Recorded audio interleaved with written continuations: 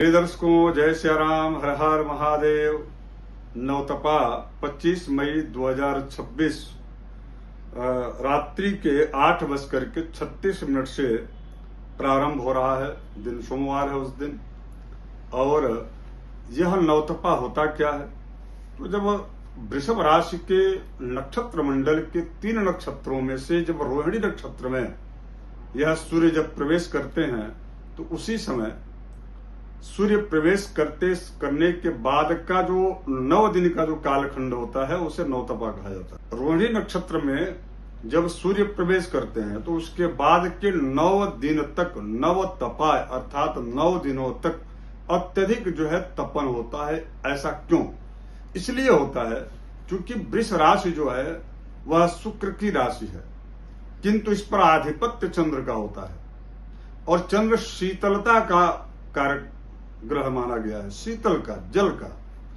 और सूर्य जब इस नक्षत्र पर संचरण करता है उस समय जो है अत्यधिक गर्मी और अत्यधिक जो है पृथ्वी पर कई प्रकार के आंधी तूफान और कहीं कहीं तो अत्यधिक वर्षा भी देखी जाती है।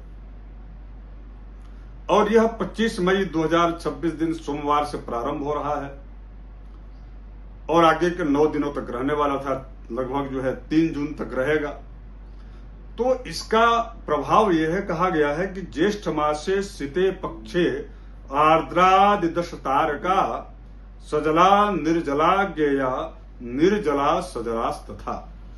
अगर यदि इस नवतपा के दौरान 9 दिन तक यदि वर्षा अधिक होती हो, आंधी तूफान और वर्षा यदि अधिक होती हो, तो इसका मतलब यह है कि जो है उस वर्षा ऋतु में वर्षा कम होगी।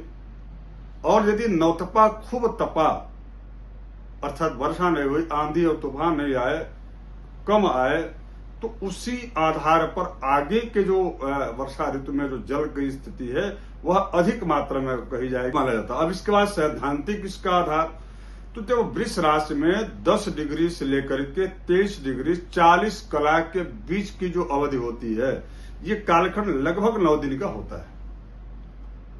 तो इस कालखंड में चूंकि ये जो आप जब देखेंगे तो यह चंद्र का अत्यधिक, यानी कि वृषभ मंडल में 3 नक्षत्र होते हैं। वृषभ मंडल में 3 नक्षत्रों में से पहला नक्षत्र कृतिका है, दूसरा रोहिणी है, तीसरा मृगशिरा है। तो कृतिका नक्षत्र का 3 चरण और रोहिणी नक्षत्र का 4 चरण और मृगशिरा नक्षत्र का आधा, ये 9 जो नक्षत्रों के जो चरण हैं उनको मिला करके एक वृष राशि होती है। और कहा गया है कि वृषभो बहुलाशेषम रोहिण्यो अर्धम मृगशिराः। इस प्रकार से यदि तीनों नक्षत्रों में देखा जाए तो 4 चरण में, यानी कि अत्यधिक जो है रोहिणी नक्षत्र में ही जो है यह पूरा का पूरा राशि लगभग रहता है। तो इस पूरे राशि पर चंद्र का आधिपत्य है। चंद्र यहाँ उच्च के होते हैं, यह उनकी उच्च की राशि है। बड़े अपने आप को जो है यह यहाँ इस राशि में चंद्र जो है सुखानुभव का अनुभव करते हैं।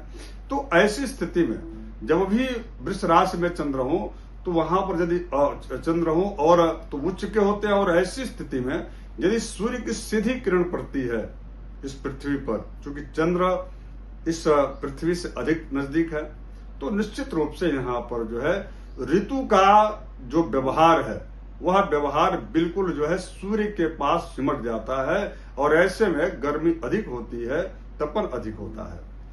तो इसमें आप सभी ध्यान अपना ख्याल रखिएगा, क्योंकि यह 25 मई से प्रारंभ है। निश्चित रूप से स्वास्थ्य का ध्यान रखें और जो भी चीजें जिनमें जिनका तासीर ठंड हो उसका जो है भोजन में भी प्रयोग करना चाहिए। वैसे भोजन भी इन दौरान जो है कम ही करना चाहिए, अजीर्ण भोजन से बचना चाहिए।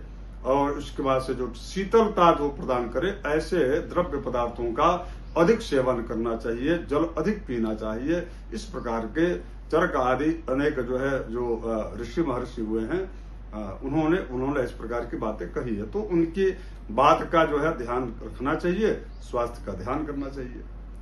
नमस्कार, जय श्री राम, हर हर महादेव।